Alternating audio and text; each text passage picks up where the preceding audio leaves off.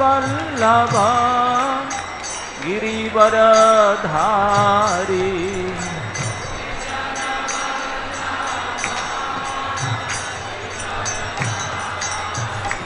जय यशोदानंदन ब्रज जनरंजन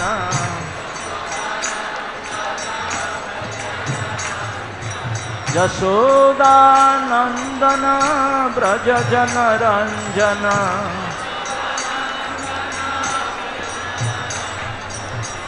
यमुना तीर वनचारी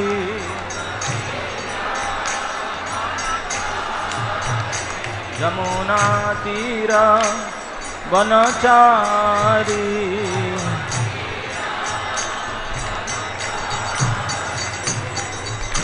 जय राधा माधव कुंज बिहारी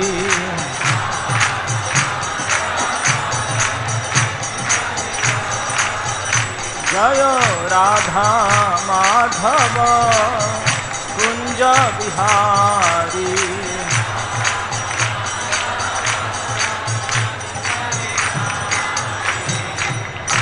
जय श्री कृष्ण चैतन्य प्रभु नित्यानंद श्री अद्वैत गदाधर श्रीवासादि गौर भक्तवृंद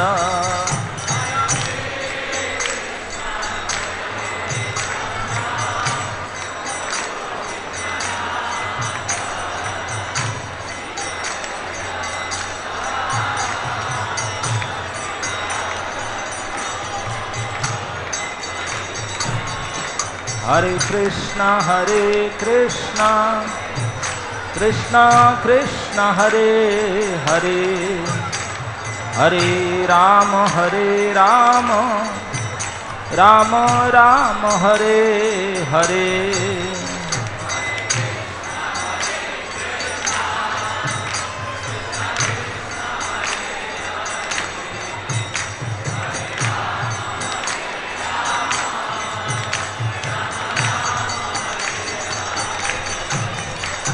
हरे कृष्णा कृष्णा कृष्णा हरे हरे हरे राम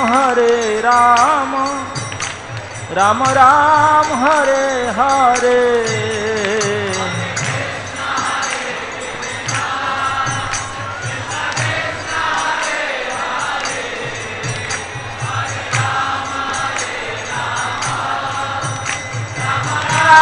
हरे हरे हरे कृष्णा कृष्णा कृष्णा हरे हरे हरे राम राम राम हरे हरे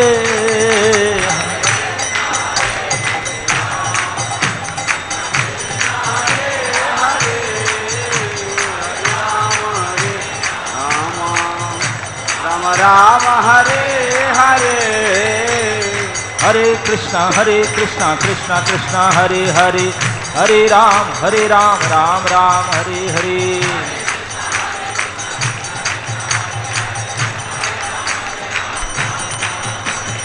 हरे कृष्णा कृष्णा हरे हरे हरे राम राम राम हरे हरे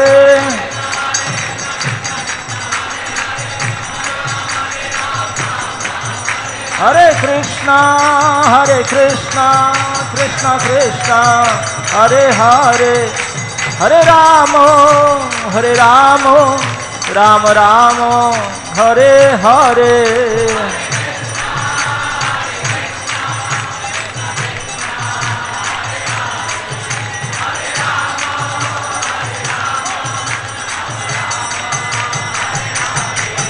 जय राधा माधव राधे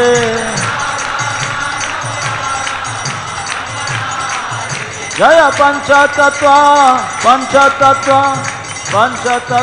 जय पंचतत्व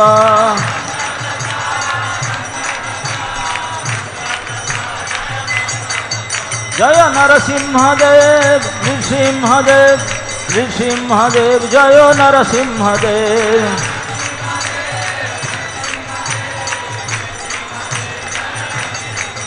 निताई गौर हरि बोल हरि बोल हरि बोल हरि बोल।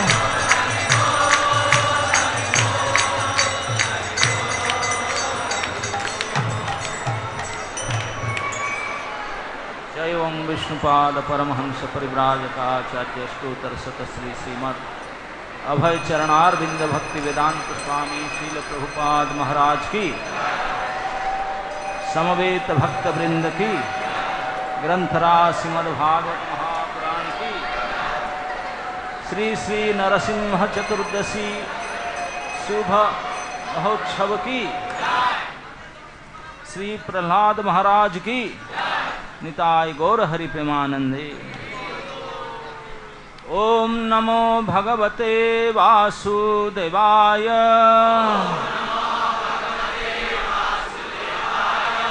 ओम नमो भगवते वासुदेवाय।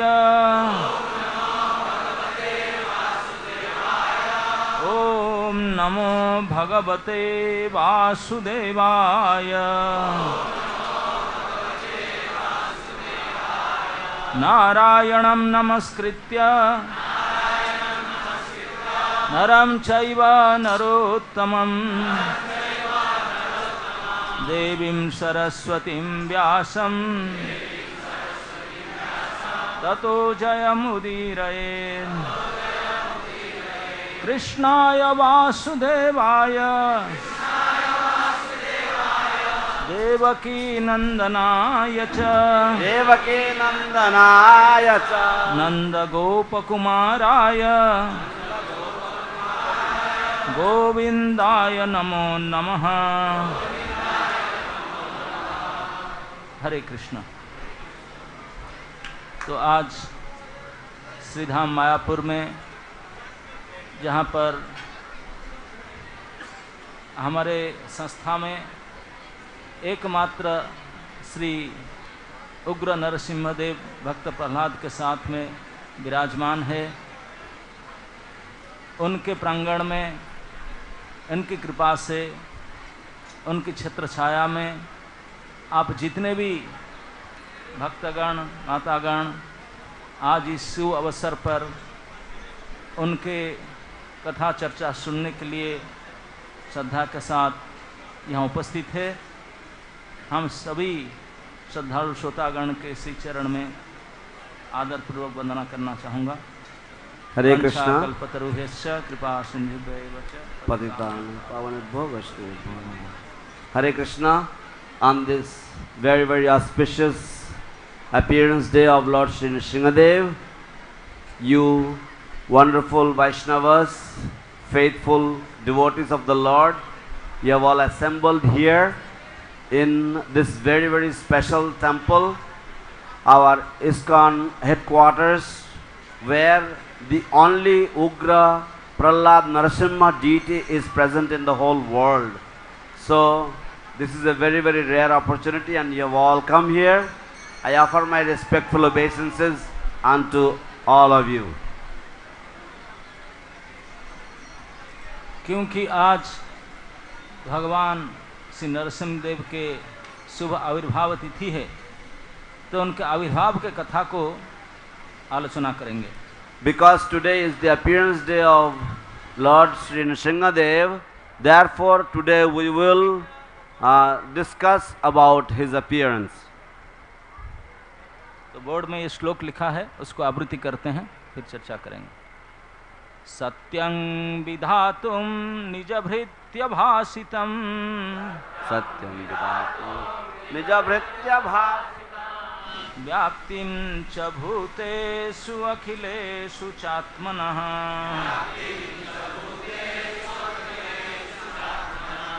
अद्रियस्य ताम् अति अद्भुत रूप उद्वहन्, स्तंभे सभायां न मृगं न मानुषम्, स सत्यं विधातुं निजभृत्यभासितम् व्याप्तिं च भूतेषु च अखिलेषु चात्मना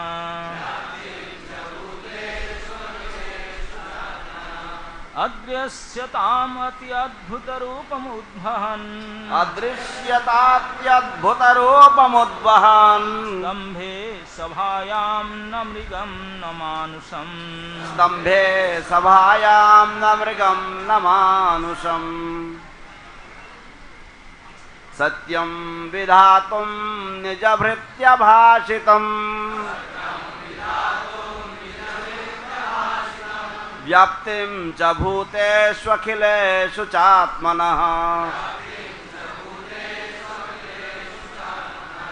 अदृश्यतात्यद्भुतरूपमुद्वहन् स्तम्भे सभायां न मृगं न मानुषम्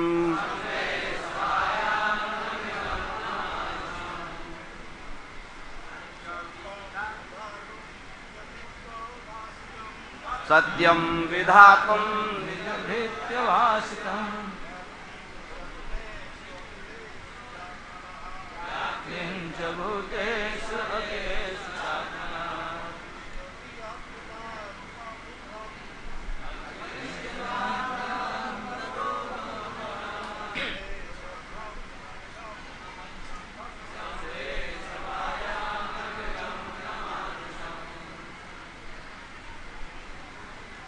कोई वैष्णवी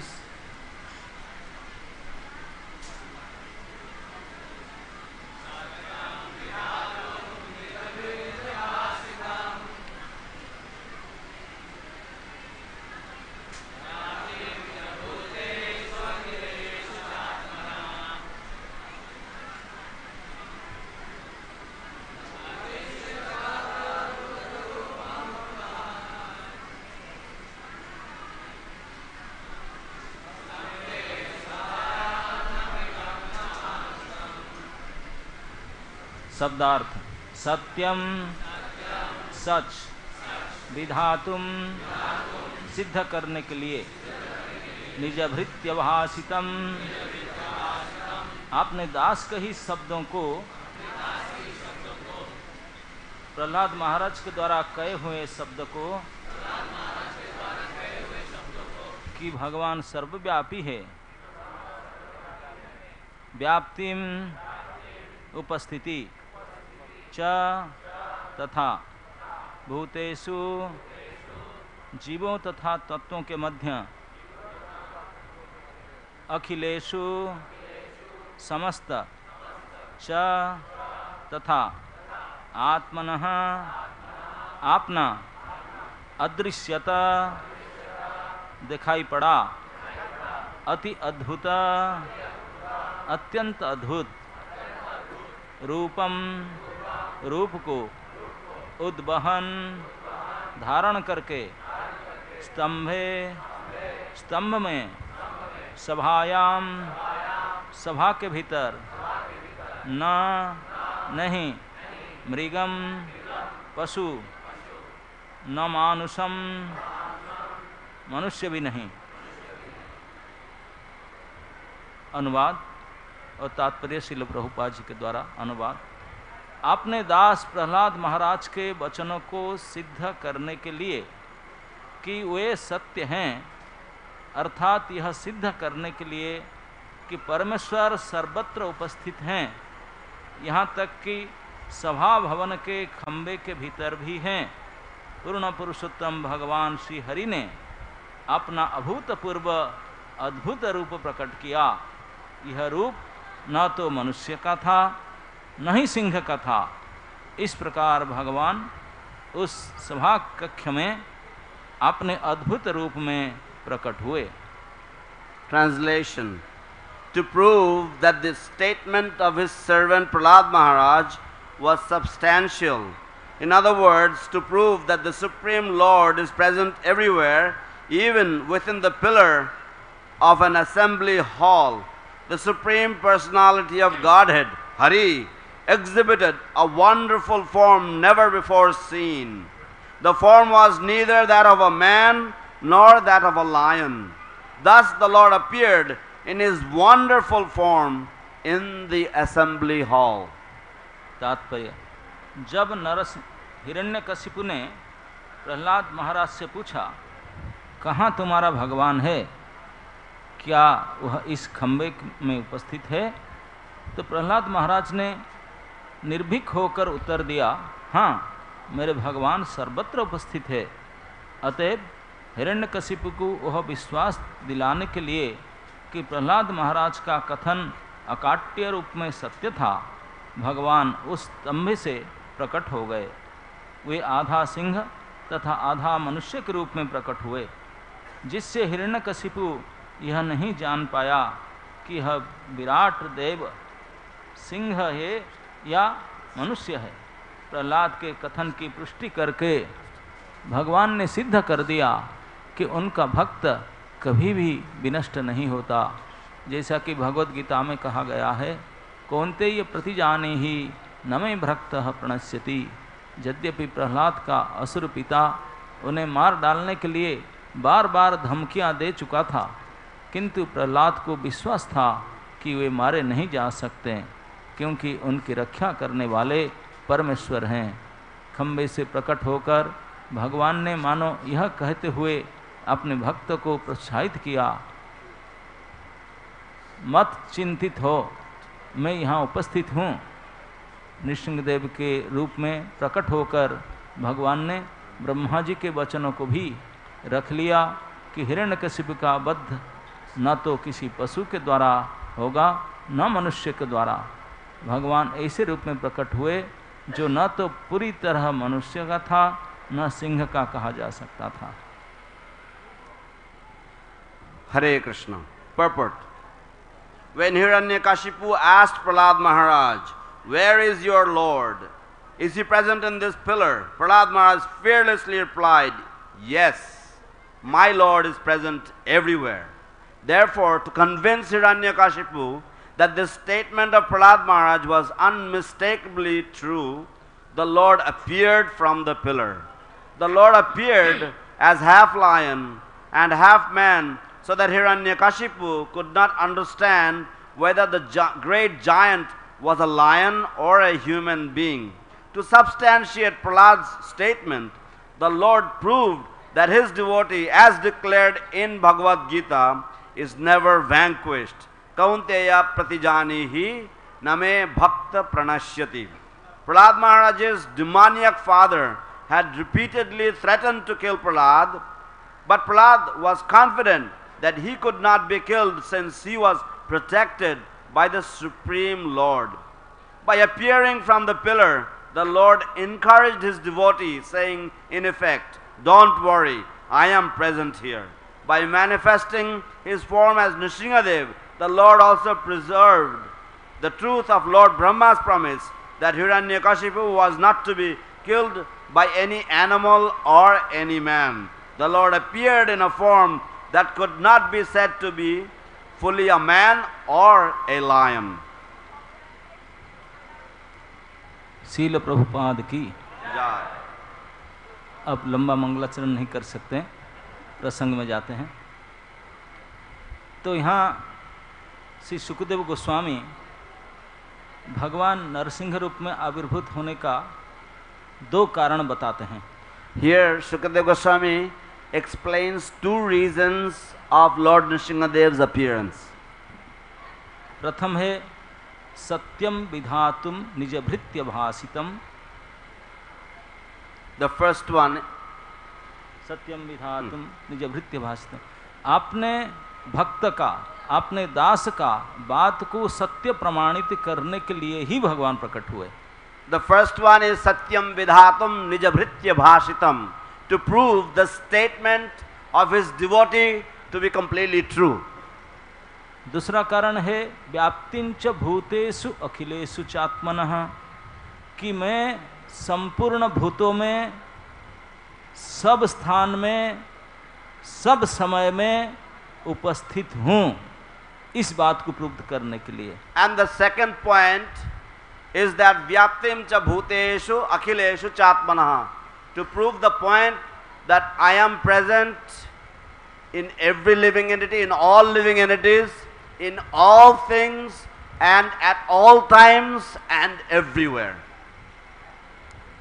आगे प्रश्न उठ सकता है, ठीक है, तो ये सभा भवन में क्यों? The question may arise that why in this assembly hall? क्योंकि हिरण्यकशिपु सभा भवन में ही था और वहीं प्रहलाद से पूछ रहा था, तो बोले यहाँ भी हूँ, इस असेंबली हॉल में भी हूँ. Because Hiranyakashipu was in the assembly hall and the Lord wanted to prove that he is here also within this assembly hall as well. तो स्तंभे बोले केवल हॉल में नहीं, जिस खंबा के बारे में तो पूछा इसमें भी हूँ. Not only in the assembly hall, but he asked about a particular pillar and he said, yes, I am present in this pillar as well. तो पिलार में ये खंबे में प्रकट हुए क्योंकि हिरण्यकशिपु, ये प्रसंग इस प्रकार है, अभी प्रसंग में जाते हैं कि हिरण्यकशिपु के पुत्र है श्री प्रहलाद, तो उनको मारने के लिए उन्होंने नाना प्रकार के उपाय कर चुके हैं. So the pillar comes in picture because Hiranyakashipu, he devised so many different plans to kill his own son Prahlad. क्यों? पुत्र प्रहलाद का क्या दोष था कि उनको मारने के लिए इतने प्रयास किया जा रहा था? What was the reason why he wanted to kill his son Prahlad? What was Prahlad's mistake, or what went wrong with Prahlad? हम देखते हैं समाज में कोई भी पिता हो, कैसे भी उनका पुत्र हो, उसको मारना नहीं चाहेगा, बदमाशी करेगा, अगर का घर से निकाल दे, लेकिन मारेगा नहीं. We see in the normal society that a father generally will never want to kill his own son. He may slap him, he may hit him, he may even chase him out of the house, but usually he will never want to kill him. और हम पढ़ते हैं कि प्रहलाद महाराज कोई साधारण पुत्र नहीं थे, अति असाधारण पुत्र, जिनका रूप जैसा था, गुण भी ऐसा था, विनम्रता, सारे सर्व गुणगण धाम, ऐसे पुत्र को कौन पिता मारना चाहेगा? And we study about Prahlad Maharaj's wonderful transcendental qualities. What a wonderful son he was. He had all the good qualities. He was a very humble person. He was very gentle, and he had all the wonderful qualities. Which father would want to kill such a great son? ऐसा नहीं कि हिरण्यकशिपु पहले से अपने पुत्र प्रहलाद को प्रेम नहीं करता था, बहुत ही प्रेम करता था, सबसे अधिक प्रेम करता था. It is not that from the beginning Hiranyakashipu did not love his son or was not affectionate towards him. From the very beginning, actually he was very, very affectionate and loving towards his son. क्योंकि प्रहलाद महाराज तो जन्म सिद्ध भक्त थे. Because Prahlad Maharaj was a pure devotee from his birth. तो जन्म से ही उनके अंदर शुद्ध भक्ति के लक्षण प्रकट हो चुका था. So right from his birth, all the different symptoms of devotion actually was present in his form. बस यही उनका दोष था कि एक शुद्ध भक्त थे. And this was his only fault, that he was a pure devotee of the Lord.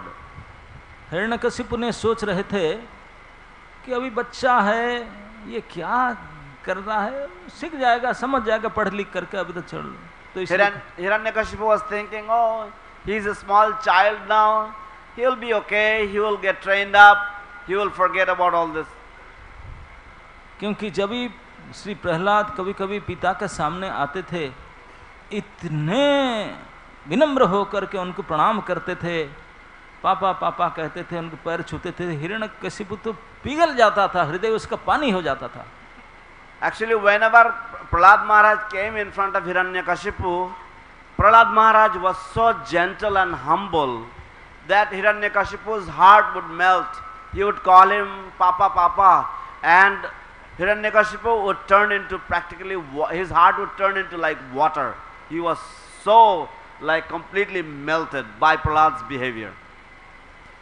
तो हिरण्यकशिपु ने उनका स्टेट कैपिटल में जो रॉयल यूनिवर्सिटी था, विश्वविद्यालय था, यहाँ पर उनको एडमिशन कराया, बोला अभी तो पक्का हो जाएगा पढ़ लिख करके। So Hiranyakashipu, he actually admitted his son in his royal university, and he thought that okay, after he studies in the university, he will become all right.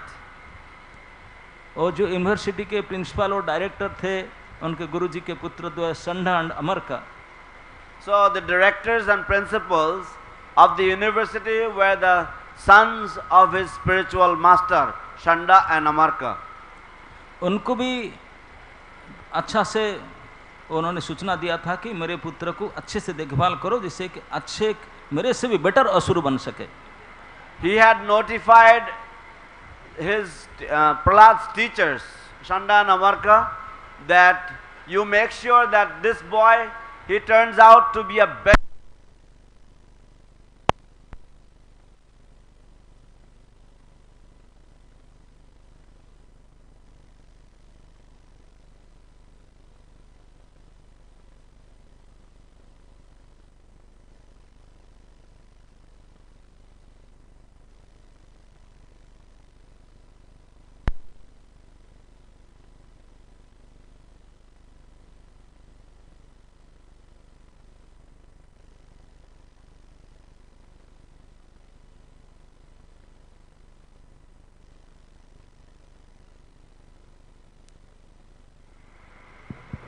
Hare Krishna.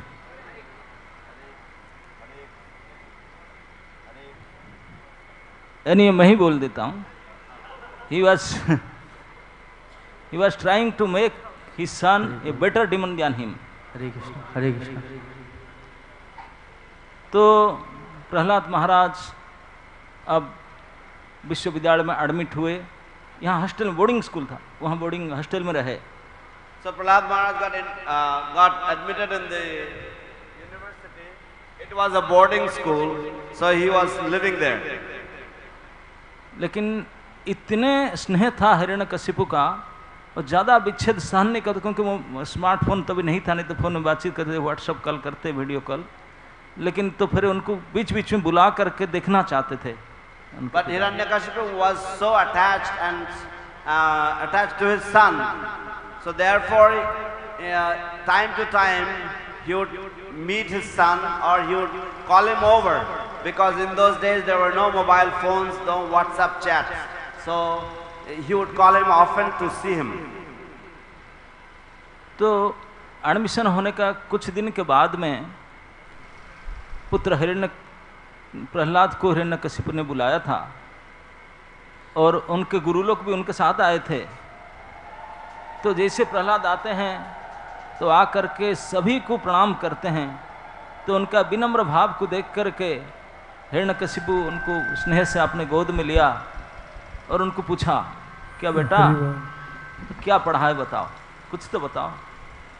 So after few days of admission into the university, Prahlad Maharaj was called over, and when Prahlad came, he had offered his obeisances to everyone, and Hiranyakashipu, completely enamored, completely overwhelmed by the affection, by Prahlad's gentle nature, he actually took him on his lap and very, very gently he inquired from him, what have you learned so far from your teachers?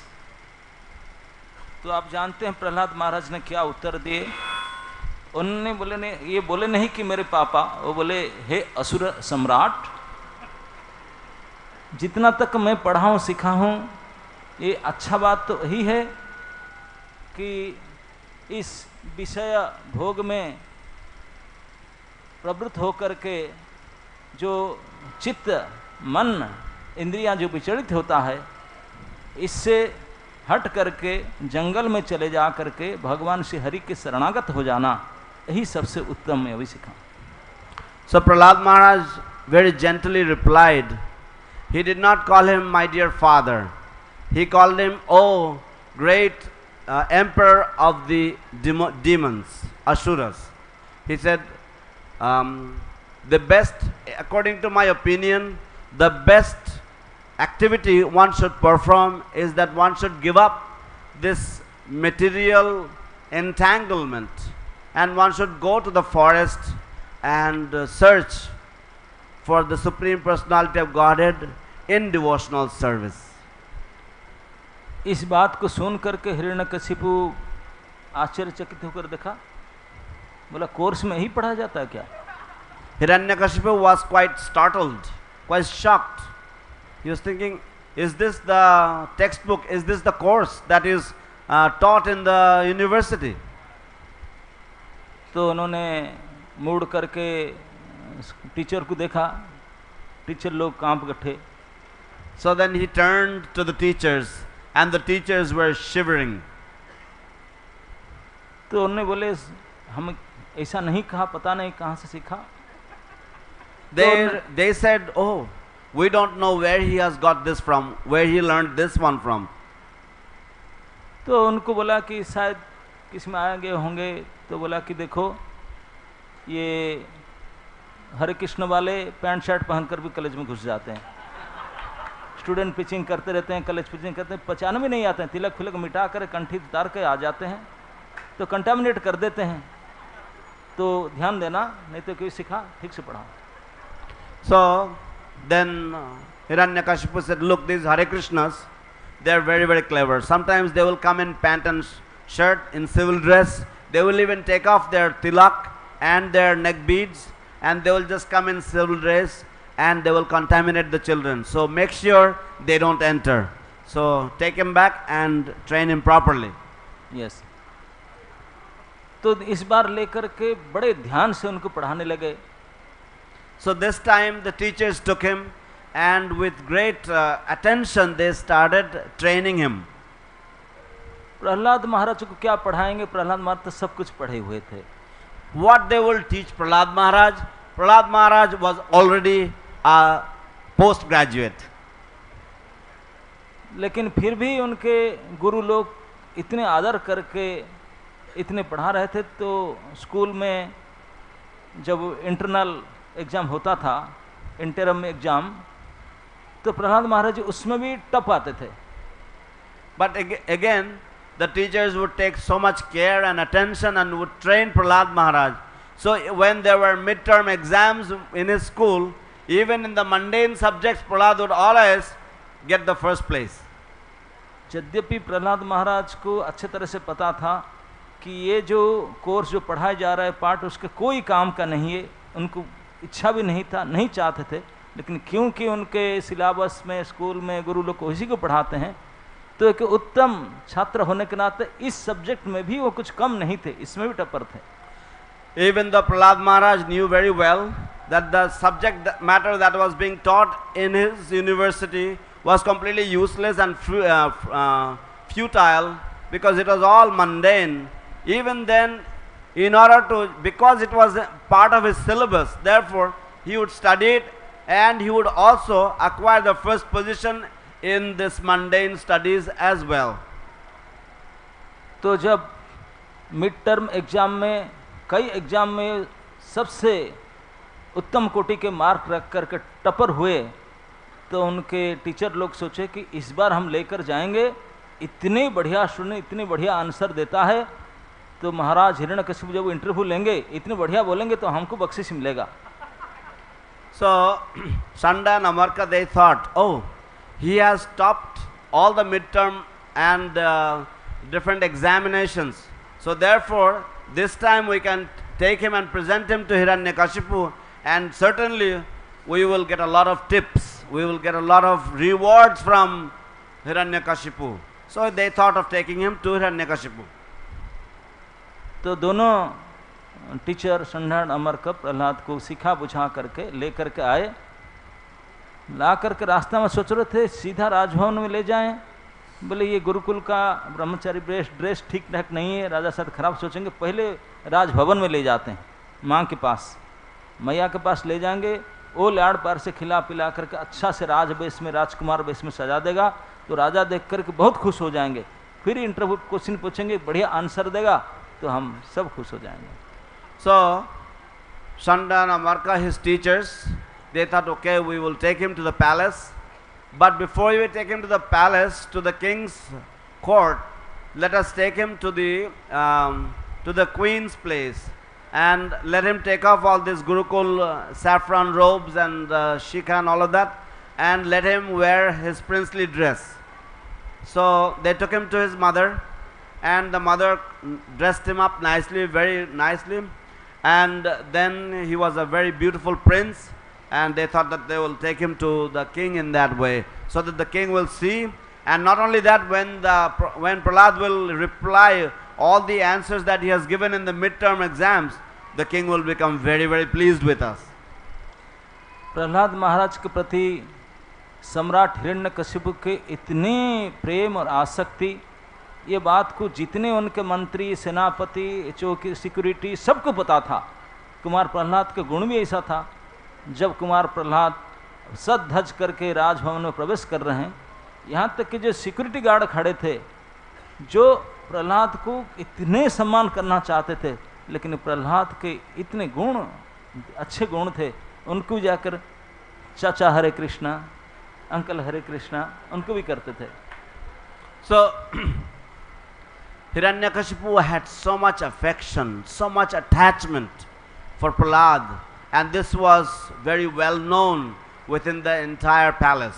And even the security guards, the attendants, the ministers, everybody knew of this weakness of Hiranyakashipu, that he was extremely attached and affectionate towards Prahlad Maharaj.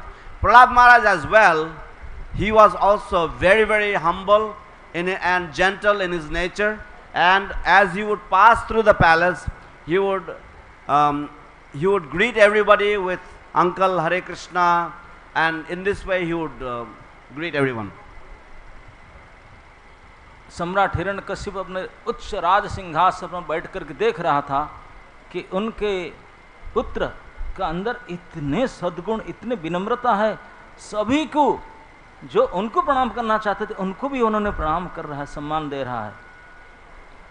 So Hiranyakashipu, the great emperor Hiranyakashipu, sitting on his throne, on his very highly raised throne, he noticed how little Prahlad, he was so affectionate and gentle and so well behaved. He was offering respect to even those who would actually offer respect to the king.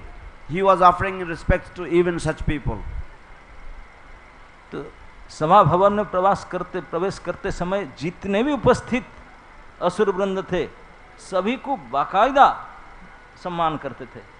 So automatically Prahlad would offer respect to all the guards and all the attendants who were there in the assembly. उनके एतादृश व्यवहार को देख करके सम्राट हिरण्यकशिपु बहुत प्रसन्न हो चुके थे। And seeing this nice behavior of Prahlad Maharaj, the emperor Hiranyakashipu was very, very pleased with Prahlad. और जब अपने पिताश्री हिरण्यकशिपु के सम्मुख में प्रहलाद महाराज आते हैं, बिल्कुल साष्टांग प्रणाम करते हैं।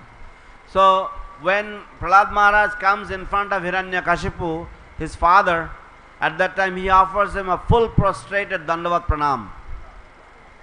क्योंकि हिरण्यकशिपु पहले से इतने प्रसन्न हो चुके थे, और जब नजदीक आ गए इस प्रकार के नम्रता और शिष्टता के साथ दंडवत प्रणाम किए, हिरण्यकशिपु संभला नहीं गया, आसन से उठ करके जाकर उनको उठा कर गले लगाए। So Hiranyakashipu was already completely overwhelmed by Prahlad's very sweet and gentle nature. So when he saw Prahlad offering him prostrated dandavat pranam, he immediately arose from his seat, came down, picked up Prahlad and took him to his heart and gave him a very warm hug. सभा भवन में उपस्थित जितने असुर थे, जो भी थे, सब अपना अपना जितने आशीर्वाद उनका हो सकता है, नेगेटिव पॉजिटिव सब दे रहे थे। धन्य हो Kumar Prahlad. So all the assembled personalities in the court, in the assembly, everybody offered their full blessings to Prahlad Maharaj. May you be victorious, may you be glorious. और दोनों गुरुदेव बिल्कुल अपने सीना ताड़ कर खड़े थे। And the two teachers, they were standing with their chest very, very broad with pride. तो हिरण्यकशिपु बड़े स्नेह ममता से पुत्र को गोद में लेकर के पूछा। इस बार हिरण्यकशिपु थोड़ा सतर्क था, क्योंकि पिछले बार उन्होंने पूछा था कि जो आप जानते हो, पढ़ते हो, उसमें कौन सा एक अच्छा बात बताओ, आपको जो पसंद है कोई एक बात बताओ। तो साधु मन ने असुरवर्य दहिने में ये बोल दिया था, तो उनको अच्छा नहीं लगा था। तो बोला कि ये कहाँ से बोल देता है। इसी बार बिल्कुल टू दी पॉइंट पूछा, जो आपके सिलेबस में है, जो आपके गुरुमुख से सुना, गुरुजी से जो सुना, जो सीखा, इसमें से कौन सा एक अच्छा बात मुझे बताओ। So the last time Hiranyakashipu had asked him that what do you think is the most superior subject matter? So you tell me, according to whatever you have learned, whatever you have learned, you tell me. But this time Hiranyakashipu was very careful in choosing his inquiry, in choosing his question. He asked Prahlad Maharaj in a very particular, whatever is within your syllabus, from the syllabus, whatever your teachers have taught, amongst those subject matters, what do you think is the best? तो ये प्रश्न जो पूछा कि गुरुमुख से जो सीखे उससे उत्तम बात कहो, तो प्रहलाद ने सोचे, बोले ये तो हमारे गुरु है ही नहीं ना, गुरु होने के लायक है, ये तो गुरु भी लायक नहीं है। So when Hiranyakashipu asked that whatever you have learned from your teachers, then or guru, then Prahlad Maharaj was thinking, these people, these two, they are not even fit for being my spiritual master. They are not even fit to be a cow. तो उन्होंने बोले कि मेरा वास्तविक गुरु तो श्री नारद जी हैं, और नारद जी से मैं ऑनलाइन क्लास अटेंड करता था, क्योंकि अभी प्रकट नहीं हुआ था ना उन्होंने, तो इसे ऑनलाइन ज्ञान करते थे गर्भ के अंदर से। So Prahlad Maharaj thought that my divine eternal spiritual master is Sri Narada Muni, and Prahlad would regularly attend online classes with Narada Muni. He would not appear personally, but the classes would go on. तो उनसे श्री नारद जी से शिक्षाओं से मैं जो सीखा हूँ, उनमें उत्तम जो शिक्षा है वही बात बताऊंगा।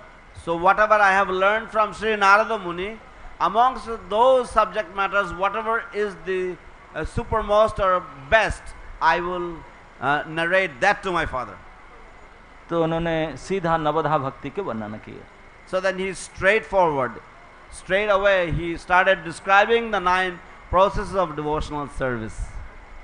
उसको सुन करके ये विष्णु के भक्ति के वर्णन कर रहा है, तो हिरण्यकशिपु का भौं उनका चढ़ गया ऊपर, पारा ऊपर चढ़ गया गुस्से में। So as soon as Hiranyakashipu heard about devotional service to Lord Vishnu, Hiranyakashipu's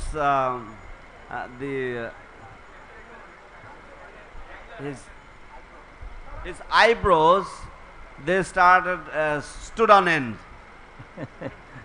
Anger went up. तो उन्होंने मोड़ करके टीचर ने उनको देखा इस क्रोधित नेत्र में। And with this angry eyes, he turned towards his Prahlad's teachers and looked at them. और टीचर दे उनका उत्तर को सुन करके ऑलरेडी घबरा चुके थे। The teachers were completely depressed already by listening to the answer of Prahlad Maharaj. जब हिरण्यकशिपु इस प्रकार क्रोध नेत्र मोड़ कर देखा, तो उन्होंने बोले, हे सम्राट, इसे देखिए मत, हम सभा भवन में कपड़ा ना खराब हो जाए। तो So when Hiranyakashipu looked at them like that, the 2 teachers, they were thinking, oh, great emperor, please don't look at us like this. We don't want to desecrate the assembly hall by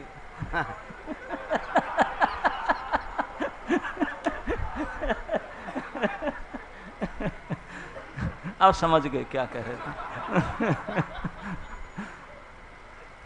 तो उन्हें हाथ जोड़ के बोले, हे सम्राट, हम कान नाक पकड़ करके सत्य वचन कह रहे हैं, हम तो खुद जानते नहीं ये बात, सीखे नहीं, हम कैसे उनको पढ़ाएंगे? ना हमारा सिलेबस में है, ना लाइब्रेरी में कौन बुक्स में है, ना हम खुद पढ़े हैं, ना सुने हैं, जाने कुछ नहीं जानते, ये पता नहीं कहाँ से बात सीखा, कैसे बुला रहे।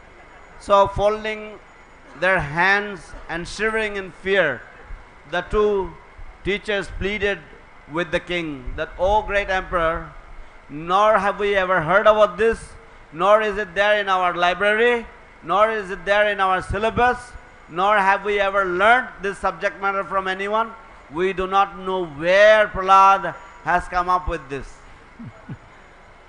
तो इस प्रकार डर करके कह रहे थे, हिरण्यकशिपु समझ गया झूठ नहीं बोल रहे हैं, तो मोड़ करके in such a fearful way or in such a pleading way, they presented to Hiranyakashipu that Hiranyakashipu understood that the teachers are not lying.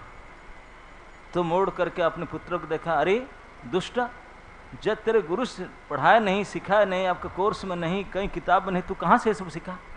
So then he turned to Prahlad Maharaj, "You rascal, since your teachers have not taught you, since you have not learnt it, it's not there in the syllabus or in the library, where have you got this knowledge from?" तो उनको समझाते हुए प्रहलाद मतिर्न कृष्णे परतो सत्य, बोला पापा आप कैसे समझेंगे, जब आपके टीचर ही यूनिवर्सिटी के डायरेक्टर प्रिंसिपल नहीं समझ पाए, आप कहाँ से समझोगे?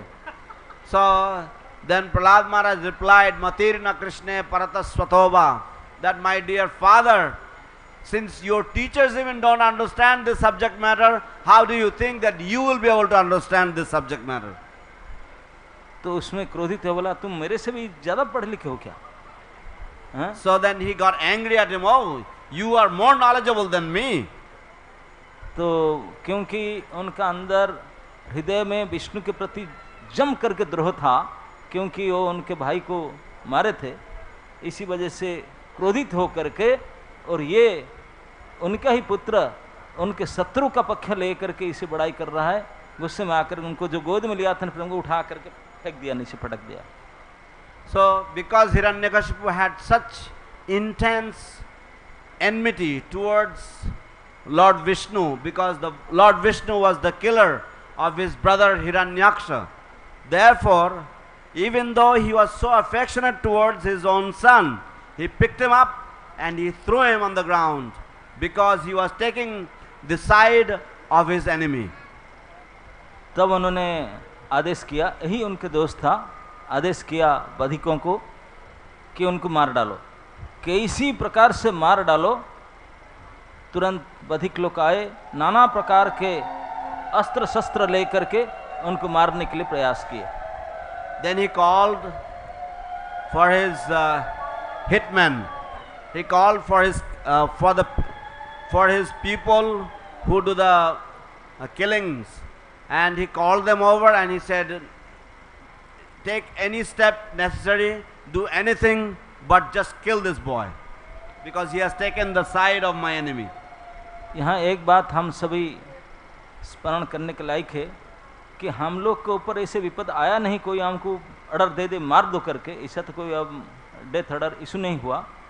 लेकिन ये निश्चित है कि कभी भी हम घर से निकलते हैं, मंदिर से निकलते हैं, आश्रम से निकलते हैं, कोई यात्रा सुख गाड़ी में बैठने है, नरसिंह बंदना गया कि नहीं, फ्यूचर के किसी प्रकार भय को आशा करके पहले से हम लोग नरसिंह भगवान को वंदना करते हैं।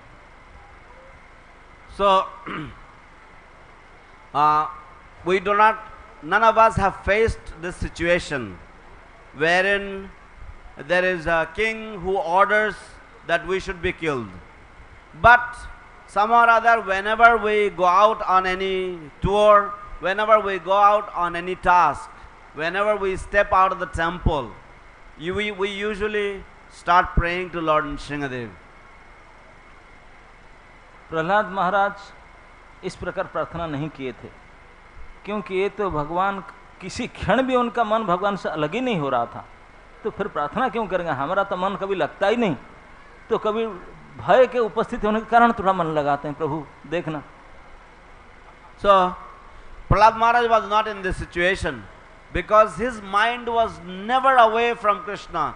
He was constantly in connection with Krishna through remembrance, and therefore he never even thought about this point. But because our mind is never with Krishna, therefore at times out of fear we think, "Oh, let us remember you, my dear Lord, please remember that we are remembering you, so protect us."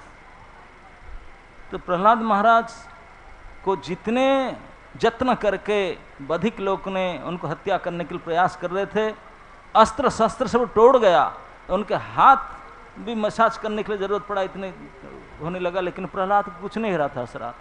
So the killers, they tried in so many ways to kill Prahlad Maharaj, but all their weapons broke to pieces, and even their hands started hurting, and they needed a massage because they could not be successful in their attempt.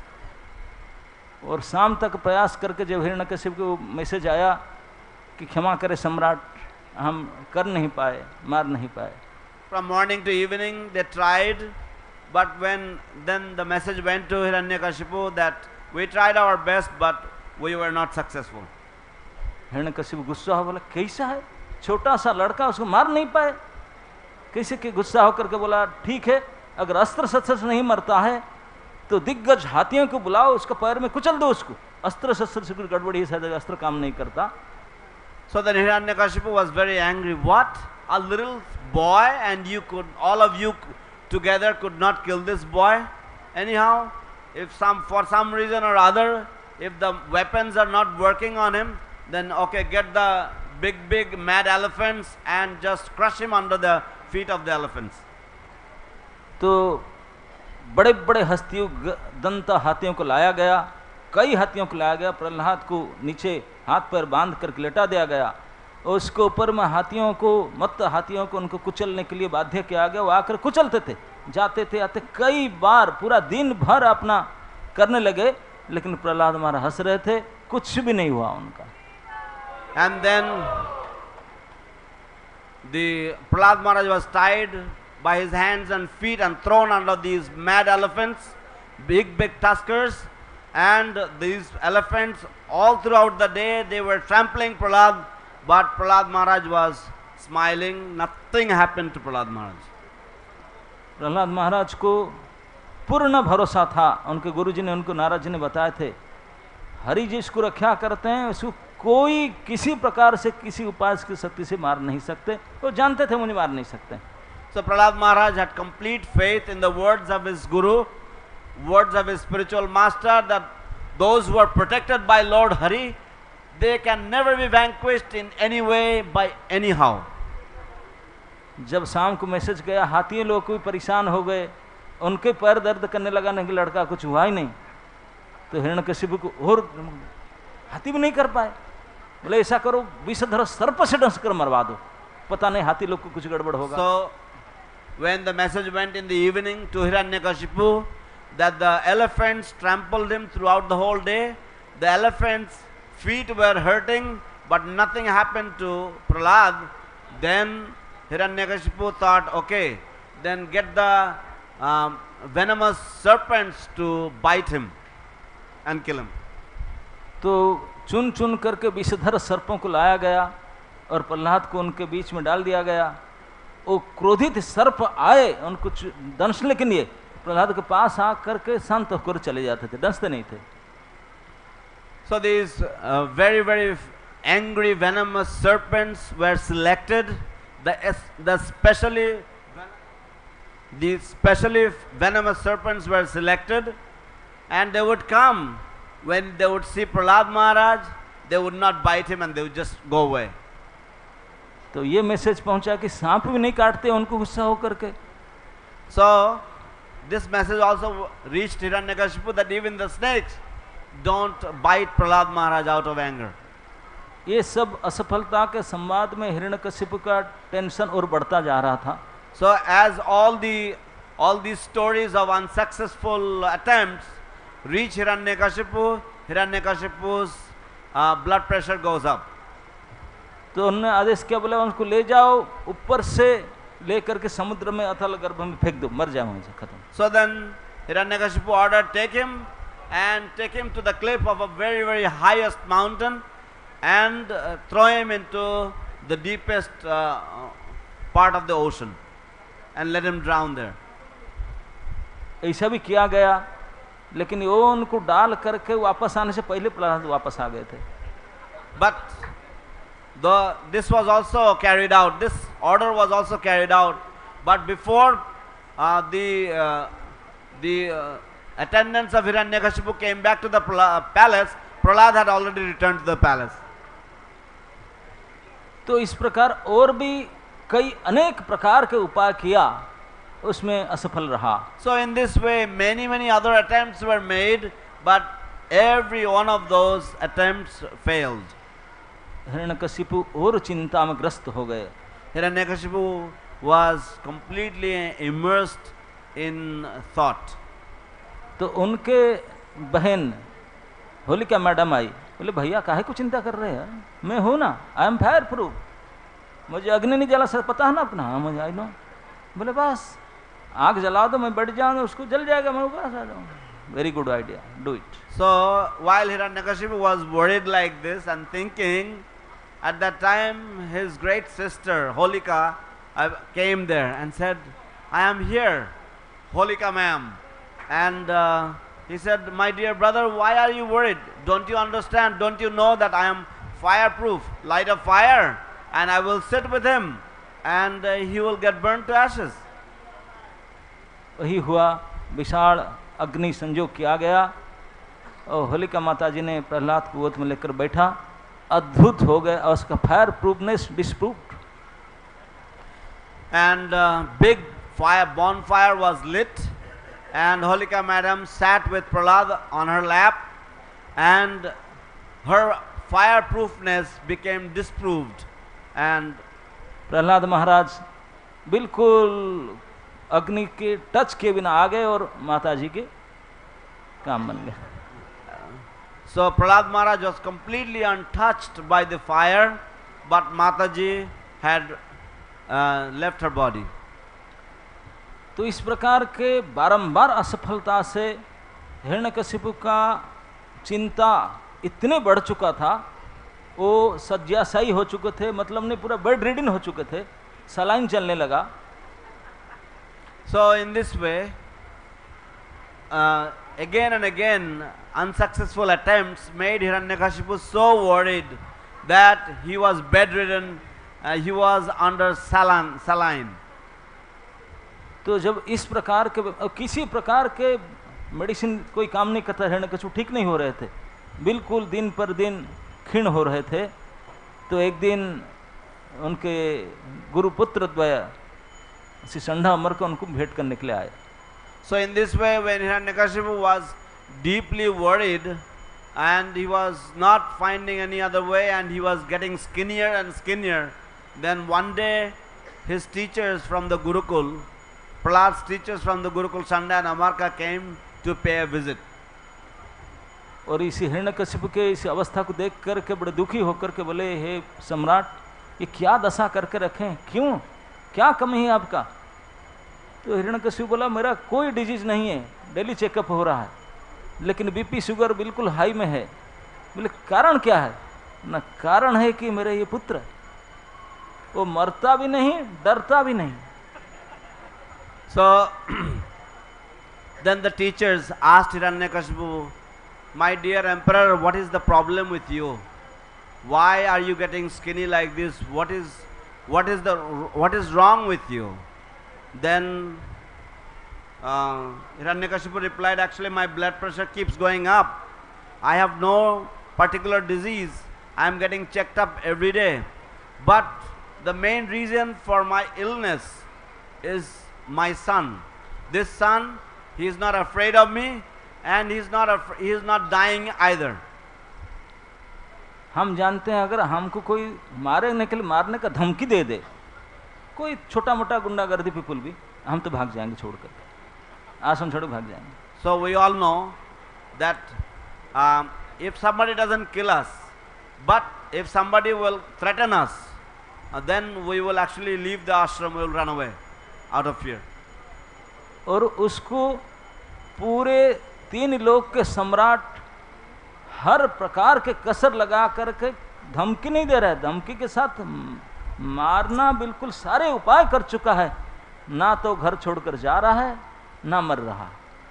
And here is this little boy Prahlad Maharaj, and he is being tortured, and the emperor of the 3 worlds is constantly attempting to kill him, to murder him, but neither is he afraid, nor does he leave the house, nor does he die. Hiranyakashipu महाराज सोच रहे थे वो बड़ा हो रहा है, मैं बूढ़ा हो रहा हूँ. Hiranyakashipu is thinking that he is getting older and I am becoming more and more old. आगे चल करके तो मैं जिस प्रकार बीमार हूँ, अकर्मण्य हो जाऊंगा, राजा तो ही बनेगा, तो पूरा बदला ले सकता है. And if things go on like this, later on he will end up being the king and I will be an old man and he may take revenge on me. तो ये बहुत दुश्चिंता से ग्रस्त था. इस प्रकार जब वो अपने गुरु भाइयों के सामने बातचीत किया तो संडा अमर को बोले, सम्राट इसी बात से आप इतने टेंशन में हो? ये अभी बच्चा है, 5 साल का उम्र का बच्चा, बाल बुद्धि, बड़े होने से पढ़ लिख करके बदल जाते हैं. छोटे बच्चा बचपन का बात अलग होता है, मैच्योर होने में बदल जाते हैं. So then Hiranyakashipu was counseled by the teachers. They said, don't worry my dear king, he is just a small boy of 5 years age. As the children they grow, they will give up these thoughts and he will become a matured person, so don't worry about it. And they were counseling in this way. 2 बात उन्होंने कहे, हिरण्यकशिपु को अच्छा लगा. गुरुजी ने बताया कि बोले देखो कैसे बालक बचपनाहट में कुछ भी करता है, लेकिन जैसे मैच्योर्ड होते हैं, जैसे बड़े होते हैं, केवल बड़े होने से नहीं, बड़े होने से तो बुद्धि विकसित होता है, उसके अलावा कोई साधु संत के अगर सेवा करते हैं, कोई साधु के सेवा करने से बुद्धि बिल्कुल पवित्र हो जाता है, सुधर जाता है, बचपनाहट छूट जाता है. So 2 points they made, the teachers, that in childhood children they have a particular nature, but as they grow and if they have association of saintly persons, so by the association of the saintly persons their childish nature actually disappear. तो हिरण्यकशिपु माना, बिल्कुल you are right, आप सच बात कह रहे हैं, बड़े होने पर बचपनाहट बदल जाता है, लेकिन साधुओं की सेवा करने से बुद्धि सुधर जाता है. बात मानता हूँ, लेकिन मेरे राज्य में साधु कहाँ है? तो असुर, सारे असुर बैठे. So Hiranyakashipu said, yes, your words are correct, that when children grow, then their childish nature disappear, and if they associate with saintly people, then they become a better person. But in my kingdom, where is saintly people? I don't see any saintly people. तो उन गुरु संडा merc ने बोले, हम जानते हैं कि आपके साम्राज्य में साधु का मार देते हैं, साधु को रखने नहीं देते हैं, साधुता भी नहीं है, ना साधु है, लेकिन हमारे पिताश्री अभी गए हैं हिमालय में, आने वाले हैं, वो तो अरे उनका शुक्राचार्य वो आने वाले हैं, अभी वो मौसम बदलता आएंगे, तो उनके सेवा करने से हफ्ता दिन में बुद्धि सुधर जाएगा. So he said yes, the teacher said yes, in your kingdom there are no sadhus, because sadhus are killed, sadhus are eaten away, sadhus are chased away, so therefore sadhus don't stay in your kingdom. But our father Shukracharya, he is a great sadhu, and yes, and he is about to come back to his hermitage, he is about to return from his journey. So by serving him, within a week or half a week, he will reform.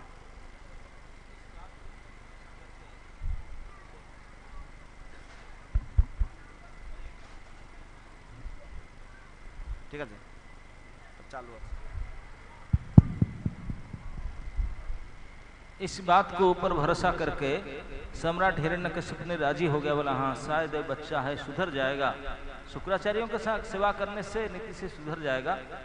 तो बोला कि ऐसा करो, मैं उसको देख करके बीमार ज़्यादा पड़ जाता हूँ, उसको ले जाओ, I don't want to see him, ले जाओ, लेकर के उन हॉस्टल में रखो, मैं उसको बुलाऊंगा नहीं और भेजेंगे भी नहीं, आप पढ़ा लिखा करो, आपका पिताजी आएंगे, उनके संग कर बदलने के बाद फिर लाना.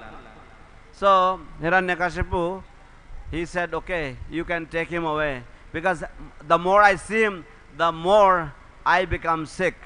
So you take him, let him serve Shukracharya, and keep him in the hostel. You don't have to bring him back here. I don't want to see him.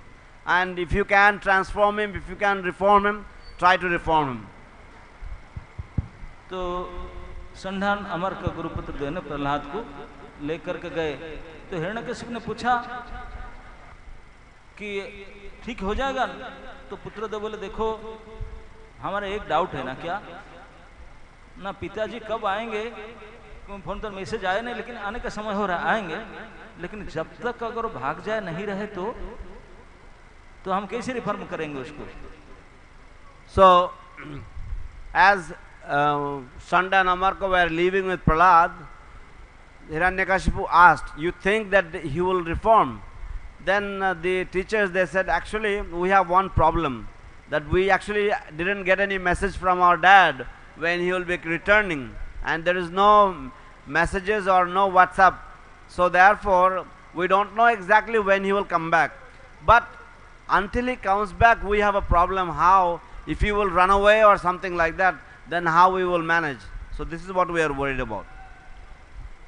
तो उन्होंने सोचे कि उनको, क्योंकि साधारण रस्सी तो काम नहीं करता, लोहे का चेन, कोई चेन फेल, क्योंकि जो अस्त्र शस्त्र फेल मार गए, कोई बांध कर किसी रस्सी में रखा नहीं जा सकता। तो बोला कि आप ऑर्डर दीजिए, आपके पास दिव्यास्त्र है, वरुणास्त्र में उसको बंधन करके रखा जाए ताकि भाग ना जाए। So then Shanda and Amarka, they said, you have Varunastra, you have the weapon of Varuna, so you please tie him up with Varunastra so that until our father return, he doesn't run away.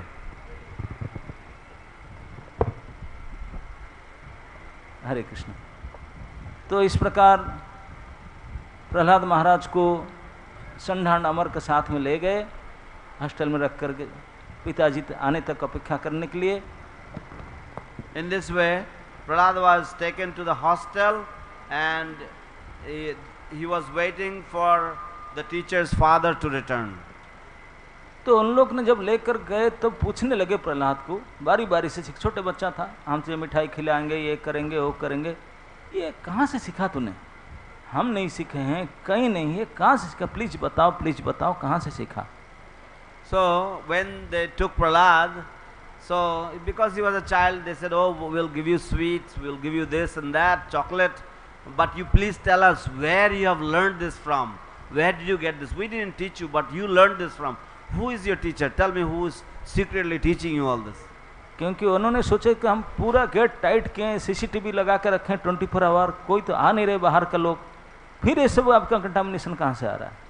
So because they thought that, oh, this place is completely secured, we have all CCTV and everything is like monitored, but still, where is this message coming from? Where you are getting this transcendental knowledge from? Prahlad महाराज ने बताया कि मैं क्या बताऊं, आप समझे ना समझे। बोले उदाहरण दिए प्रहलाद, बोले कि लोहा है और चुंबक है, जब चुंबक के पास, शक्तिशाली चुंबक के पास कोई लोहा आ जाए तो उसको कोई सिखाना पड़ता है क्या उनके पास आओ करके? नहीं, ऑटोमेटिक खींच जाता है, आकर्षित हो जाए।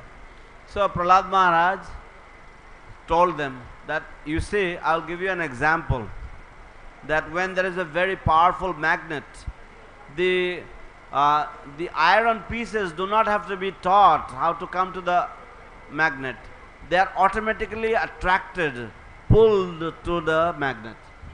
बोला ठीक है, इसी प्रकार मैं तो एक छोटे पीस लोहा खंड हूँ और ये महाशक्तिशाली चुंबक श्री हरि है, तो मुझे किसी का आवश्यकता नहीं लिखाना पढ़ाना कि पुश करना, ऑटोमेटिक खींच लेते हैं। So this great supreme personality of Godhead is like a great magnet, and I am a very, very insignificant living entity. So therefore nobody needs to teach the living entity to be attracted to the Supreme Lord. तब गुरुपुत्र देव बोले अच्छा तुझे खींच रहे हैं, हमको नहीं क्यों खींच रहे हैं? बाकी कितने लोग हैं, क्यों उनको नहीं खींच रहे क्यों? So then the sons of the spiritual master, they inquired, why is that you are being pulled and we are not being pulled, and the people in the whole world, they are not being pulled? Why only you are being pulled? हम भी वही रहते हैं, वही खाते हैं, सब कुछ करते हैं, आपका मन खींच जाता है, हमारा मन क्यों नहीं खींचता? We are also eating the same food, living in the same place, why your mind is being pulled and our minds are not being pulled.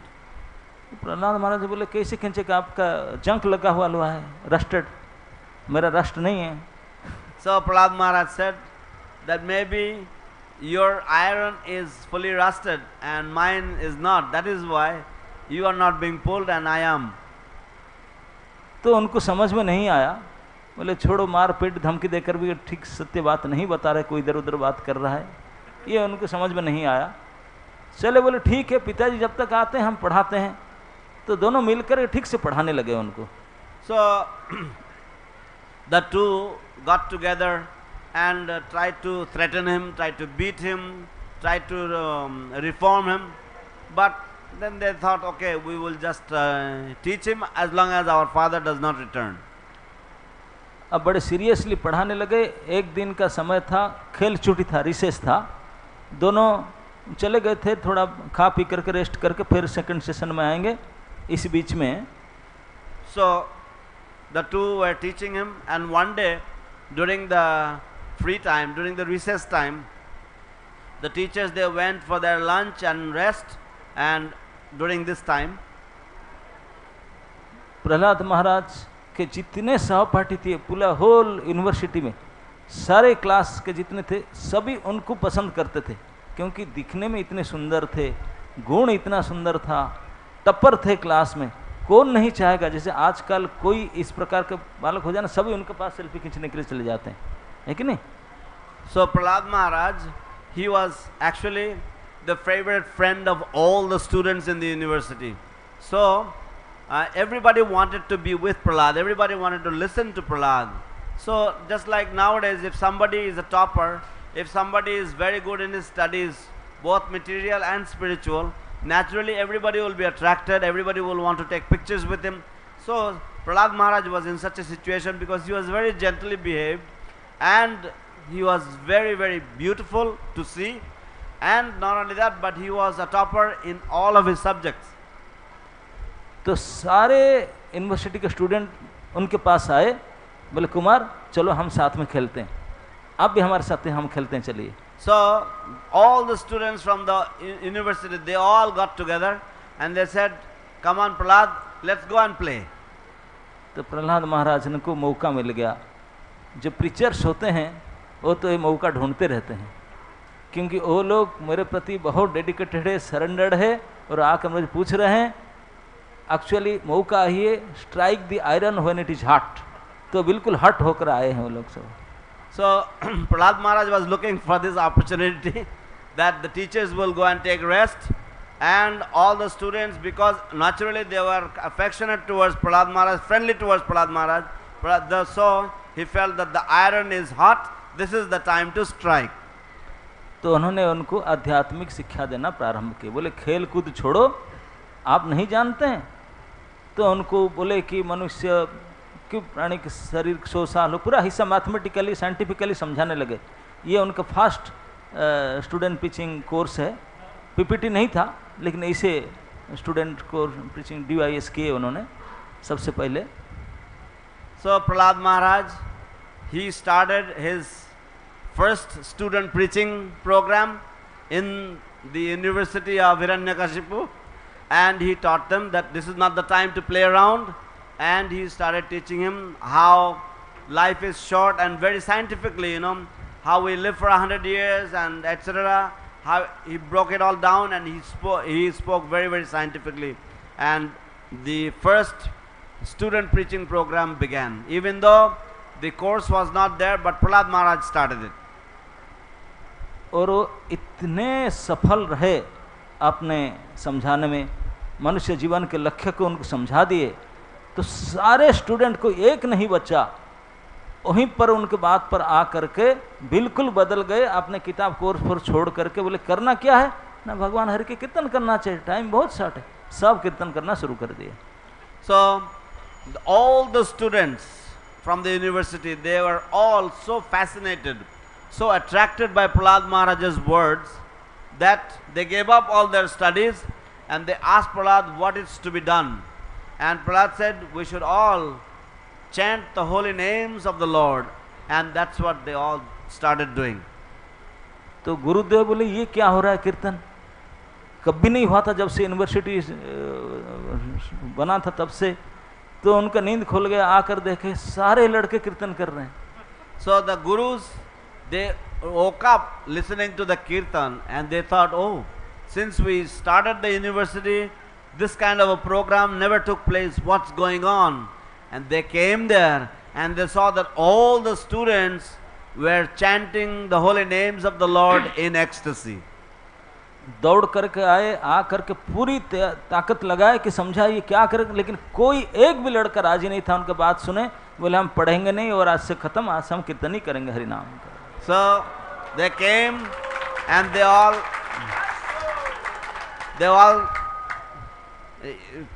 used their all might to persuade the students to stop kirtan, but the students were completely convinced about devotional service and the chanting of the holy name. They said, from this day onwards, we are not taking your course anymore, we are not studying your course, we are simply going to chant the holy names of the Lord.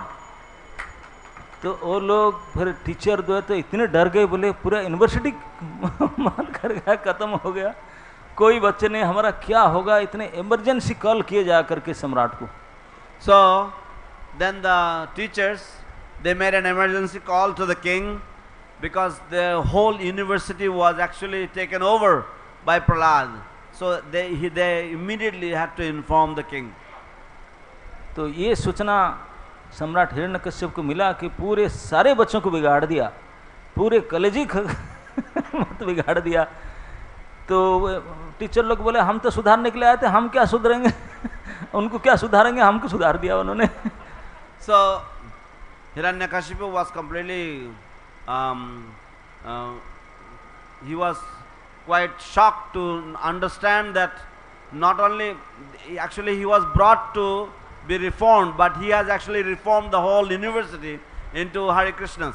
So Hiranyakashipu was quite angry about this. तो उन्होंने बोला कि ठीक है अब भी नहीं छोड़ूंगा, अब इतने खतरनाक, अभी तो मैंने मरवा रहा था, इस बार मैं ही खुद मार डालूंगा उसको। So he thought that okay, I will kill him right there at that spot. This time I'm not going to let go of him. All this time I was trying to kill him, but this time I am not going to leave him alone. तो तुरंत police वाहन भेजा, तो जाकर के साधु था पकड़ कर ले आए राजभवन में। So quickly he sent the police van and picked him up and brought him to the palace. तो इस बार इतने क्रोधित था उन्होंने, उनके सामने राजसभा में खड़ा करके मार डालने के लिए तो गाली दिया, बोला तू कुलांगार है, आपने कुल के नाम खराब कर रहा है, हम कितने हाई पेरेंटेज है, असुर है, 4 नियम को बढ़िया से पालन करते हैं, आप ना तो इसको पालन करता है और करता है, जो हमारा आंटी पार्टी उनको भी भजन करता है, ऐसे क्यों, ऐसे कुल कलंक क्यों बना। So this time he started scolding Prahlad, started shouting at Prahlad, how can you do this? You are the most despicable person of our dynasty. How you can do such a thing? And how you can follow the 4 regular principles and chant the names of God? How you can do all of these things? None of us do this in our heritage. This is not done. How is it that you are doing all this? In this way he started very angrily chastising Prahlad. वो कहते थे कि देखो हमारा चंदन one है, इतने सुंदर cool है हमारा, चंदन के फॉरेस्ट, उसमें तो बबुल का पेड़ कहाँ से आ गया। So Hiranyakashipu said, we are like a forest of sandalwood trees. How this thorny tree has come up? You are like a thorny tree within this sandalwood forest. तो इस प्रकार कह करके उनको पूछा, देखो प्रहलाद, जब मैं कभी ज़्यादा गुस्सा नहीं करता हूँ, बोलता नहीं, और आंख उठाकर इसे टेढ़ी नज़र में देखता हूँ, देवता लोकपाल कांप उठते हैं डर के मारे। So Hiranyakashipu said to Prahlad that when simply I move my eyebrows in anger, at that time the demigods and the lokapalas, the personalities who take care of the different directions, they shiver in fear. How? लेकिन तुम नहीं डरता है, मेरे शासन को मानता ही नहीं है, ये पावर तुझे कहाँ से आता है, बल तुझे कहाँ से मिलता है? How is it that you don't even care for me? You don't even follow my rule. Where do you get this power from? Where do you get this audacity from? तो प्रहलाद महाराज संत भाव से कहे, पापा केवल मैं नहीं हूँ, आप भी, और दुनिया में जितने सब पावरफुल हैं, पावर हाउस तो एक ही है, वहीं से पावर लेते हैं सब।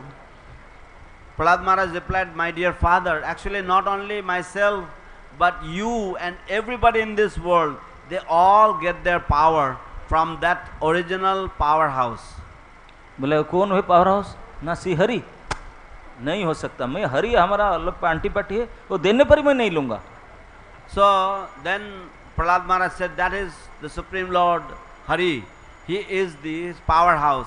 And then Hiranyakashipu said, no, he cannot be. He is my enemy. He is my anti-party. How can he be the powerhouse? तो उन्होंने पूछा कि सोचा कि शायद उनको ही देता होगा, मैं तो नहीं देने ले लूँगा, हमारे शायद उनको देता होगा, लेकिन देता है मैं तो ढूंढ ढूंढ, क्योंकि हिरण्यकशिपु ने प्रहलाद के जन्म से पहले उनके भातृ हत्या का प्रतिशोध लेने के लिए उन्होंने पूरे वर्ल्ड टूर किया था, विष्णु को ढूंढ रहा था, लेकिन विष्णु ने, वर्णन है उसमें, विष्णु ने उनके अंदर घुस गए। जो भोगी लोग होते हैं, रजोगुणी होते हैं, उनका दृष्टि हमेशा बाहर रहता, वही दृष्टि, बाहर को अंदर ढूंढते हैं, बाहर को सुनते हैं, बाहर को देखते हैं, अंदर को देखते नहीं कि सुनते नहीं। हमारा आँख बाहर चीज़ देखता है, कान बाहर चीज़ सुनता है, नाक बाहर का गंध लेता है, जीवा बाहर का टेस्ट लेता है, स्पर्श बाहर का लेता है, अंदर बुके नहीं है। तो भगवान हिरण्यकशिपु के अंदर घुस जाकर बैठ गए। So actually, before the birth of Prahlad Maharaj, Hiranyakashipu had taken a world tour. Actually, he searched for Lord Vishnu everywhere in the whole world.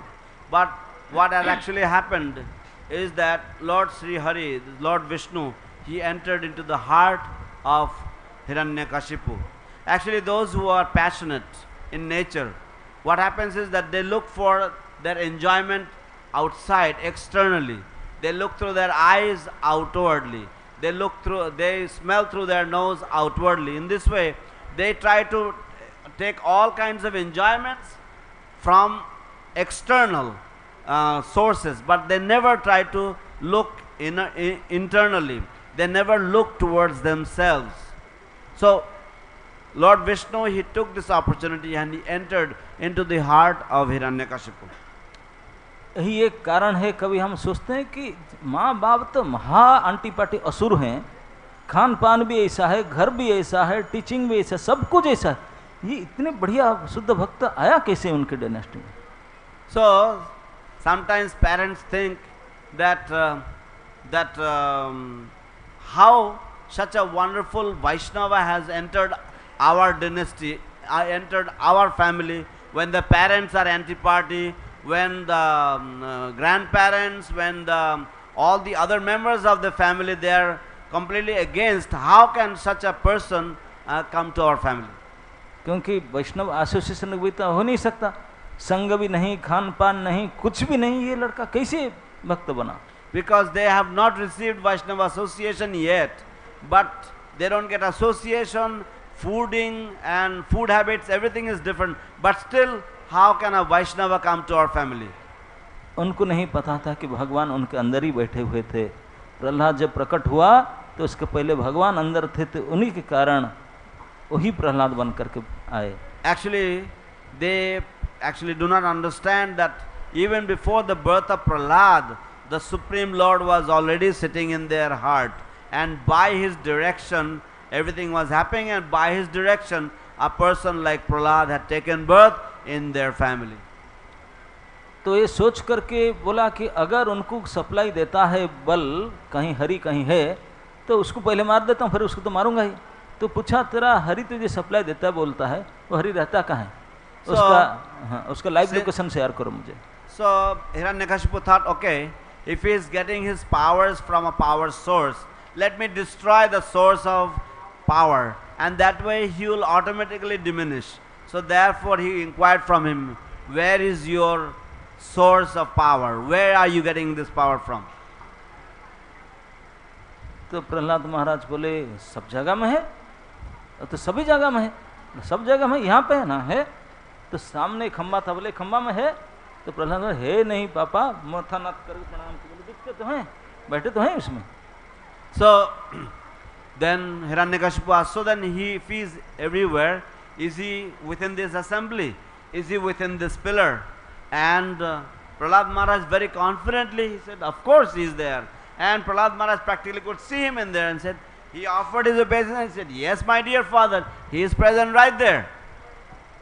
तो हिरण्यकशिपु क्रोधित होकर के खड्ग लेकर के चल पड़ा था प्रहलाद को बद्ध करने के लिए, लेकिन जो सुना कि पिलार में भी हरि दिख रहा है, उनको प्रणाम कर रहा है, शायद मेरा उम्र होगा ना, चश्मा नहीं लगाया, मैं दिखाई नहीं पड़ता, तो उनको दिखाई पड़ता है बच्चा है, क्लियर है। So Hiranyakashipu, he was actually raging with anger. He had the sword in his hand, he wanted to kill Prahlad, but when he heard that his Hari is there in the pillar, and maybe he was not able to see due to his old age, he did not get his glasses that day, so he thought that maybe, but since Prahlad is paying obeisances, he must be there. That's how he thought that Hari must be there. तो उन्होंने पहले उसको मारता हूँ, फिर उसको देखता हूँ। So then he thought, okay, let me go and kill him first, then I will take care of this boy. तो उनको तलवार नहीं चलाया कि मुक्का मारा पिलार में। So he did not attack him with the sword, he just punched the pillar. और इतने बलशाली था, वो मुक्के में वो पिलार टूट गया। He was so strong, Hiranyakashipu, that he hit the pillar with his fist and the pillar broke to pieces.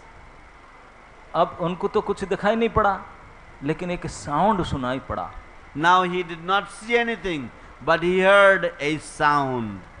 इतने भयानक गर्जना था, वो गर्जना के कारण ऊपर से देवलोक, सत्यलोक, तो ब्रह्मा देवता सब बोले कि हाँ सृष्टि प्रलय हो गया, हमारा लोक भी नाश हो गया लगता है। It was such a tumultuous sound that from the upper planetary systems, even Brahma and others, they thought, oh, the time of dissolution has arrived.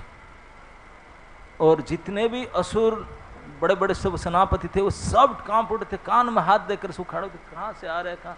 Hiranyakashipu स्वयं भी देख रहा था कहाँ से शब्द आ रहा है। And all the big demons, all the great demons, they all put their hands in their ears. The sound was so unbearable, and Hiranyakashipu was himself completely startled. Where is this sound emanating from? तो इस प्रकार के सोच में था कि शब्द कहाँ से आ रहा है, घूर घूर को देख रहा था। हठात उनके सामने ये श्लोक तभी कहा गया कि इसी समय में स्तंभे समायाम न मृगम न मानुषम। So while he was wondering where the sound was coming from, at that time right in front of him, this very shlok today, this shlok was enacted, that स्तंभे सभायाम न मृगम न मानुषम। तो उन्होंने देखा कि खंबे के अंदर से एक ऐसे रूप दिखाई पड़ रहा है जो कभी सुना भी नहीं था, देखा भी नहीं, चिड़ियाखाना भी नहीं था नहीं कभी, फर्स्ट टाइम उन्होंने देखा। So he saw that from the pillar a form had appeared, and this form was never before seen and never before even heard of. कैसा रूप था? ना तो मनुष्य था ना सिंह का था, आधा मनुष्य था आधा सिंह का था। What kind of form was it? It was not even a human form, nor was it an animal form. It was neither animal nor human. तो ऐसा रूप क्यों प्रकट के भगवान ने, अद्भुत रूप? तो उसके कारण बताते हैं पहले 2 लाइन श्लोक में कि भगवान का यही नियम है, भक्त के कथन को सत्य करना भगवान हमेशा करते हैं।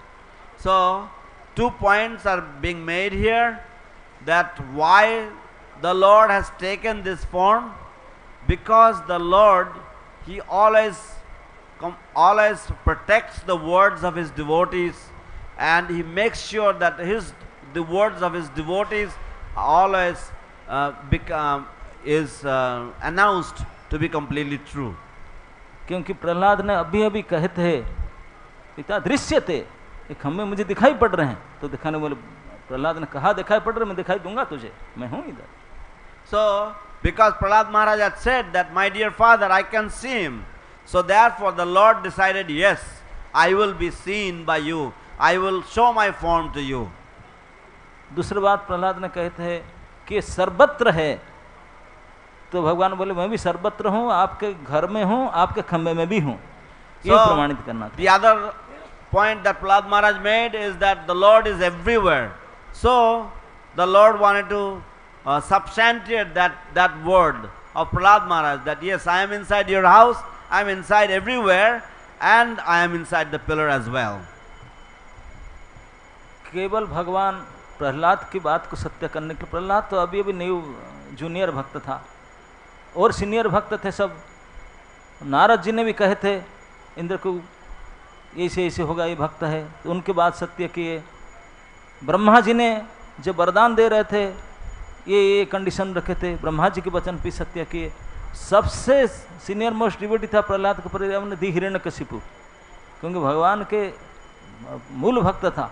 उन्होंने भी जो वर मांगा था, जो कंडीशन किया था, सब इसमें नहीं मरूंगा, इसमें नहीं मरूंगा, इसमें नहीं मरूंगा, ये सबको ओके करने के लिए इस प्रकार फॉर्म लेना पड़ा.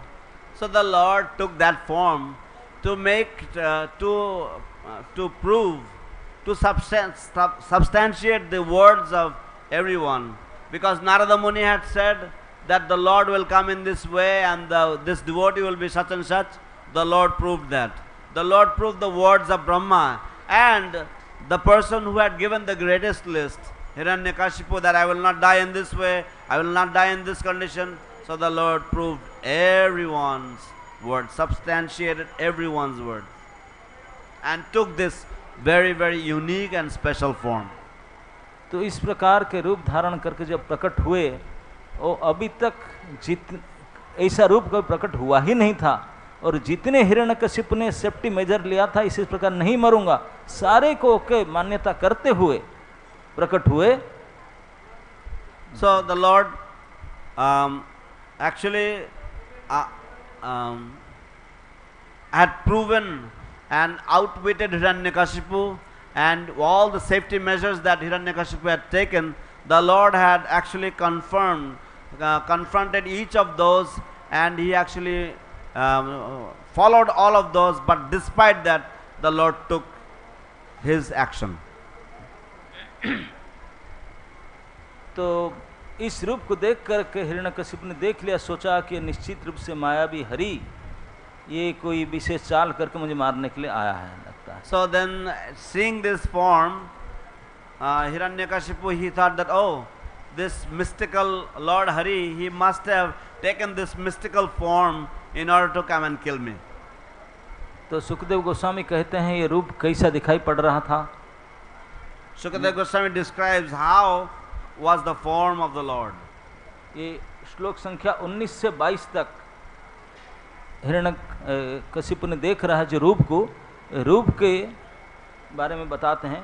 मीमांसमानस्य समुत्थितग्रतो नृसिंह रूपस्तदलंग भयानकम प्रतप्त चामी करचंडलोचनं स्फुरत् सटाकेश विजृंभमाननम कराळ दृष्टं करवाळ चंचल क्षुरांत जीभम भ्रुकुटी मुख उल्बणम स्तब्धो कर्णम गिरिकंदराद्भुतम व्यतासनानम हनुभेद भीषणम. इस प्रकार से अति अद्भुत भीषण वर्णन उग्र नृसिंह का किए हैं इस श्लोक में. तो ऐसे बोलो. So these verses are there. No. So these verses are there, and description of how the Lord's form appeared Translation. to Hiranyakashipu. Translation. So it is mentioned from the verses 19 to 22. While Hiranyakashipu looked all around to find the source of the sound, that wonderful form of the Lord, which could not be ascertained to be either a man or a lion, emerged from the pillar. In amazement, Hiranyakashipu wondered, what is this creature that is half man and half lion? Hiranyakashipu studied the form of the Lord, trying to decide who the form of Nrsingadev standing before him was. The Lord's form was extremely fearsome because of his angry eyes, which resembled molten gold, his shining mane which expanded the dimensions of his fearful face, his deadly teeth, and his razor-sharp tongue, which moved about like a dwelling sword. His ears were erect and motionless, and his nostrils and gaping mouth appeared like caves of a mountain. His jaws parted fearfully, and his entire body touched the sky. The neck was very short and thick, his chest broad, his waist thin, and his hairs on his body as white as the rays of the moon. His arms, which resembled flanks of soldiers, spread in all directions as he killed the demons, rogues, and atheists with his conch's disc, club, lotus, and other natural weapons. तो इस प्रकार अति भयानक विभत्स रूप में भगवान नरसिंह देव अपने उग्र रूप प्रकट किए। अभी आगे क्या हो ना, प्रकट आज के प्राकट्य तिथि था, इसलिए हम यही तक लाना था कि भगवान क्यों प्रकट हुए। इस प्राकट्य का पीछे यद्यपि श्री सुखदेव जी ने यही कारण दिए हैं कि भगवान अपने आप को प्रमाणित करना चाहते हैं कि मैं सर्वत्र हूँ, सब काल में, सब समय, सब जगह में हूँ, मेरे भक्त जो कहते हैं उनको सत्य करता हूँ, इस प्रकार प्रकट होता हूँ। आचार्य लोग कहते हैं ऐसा बात नहीं, भगवान का एक और बात था जो अर्जुन के द्वारा उन्होंने कहलवाए थे, न मैं भक्त प्रणश्यति, मेरा भक्त का कभी नाश हो नहीं सकता, किसी ने उनको नाश नहीं कर सकता, तो हिरण्यकशिपु कैसे कर सकता। तो इसी बात को प्रमाणित करने के लिए भी वो प्रकट हुए। तो जब इसी तिथि में दी प्रहलाद के लिए फर्स्ट टाइम जब इसी अति अद्भुत अनसुने, अनदेखे, अनजाने इस भीषण रूप को प्रकट किए, अभी क्या होगा जानेंगे, हिरण्यकशिपु तो मार डालेंगे इस प्रकार से।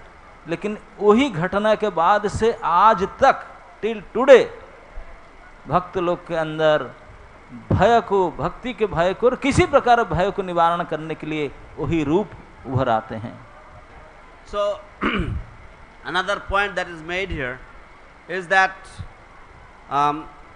the Lord, he kept his promise, and this verse emphasizes on that point, that the Lord, he always actually makes sure, he wanted to substantiate the words of his devotees, that his devotees' words are always true. And also in Bhagavad Gita, Krishna says that Name Bhakta Pranashyati, that my devotee is never vanquished.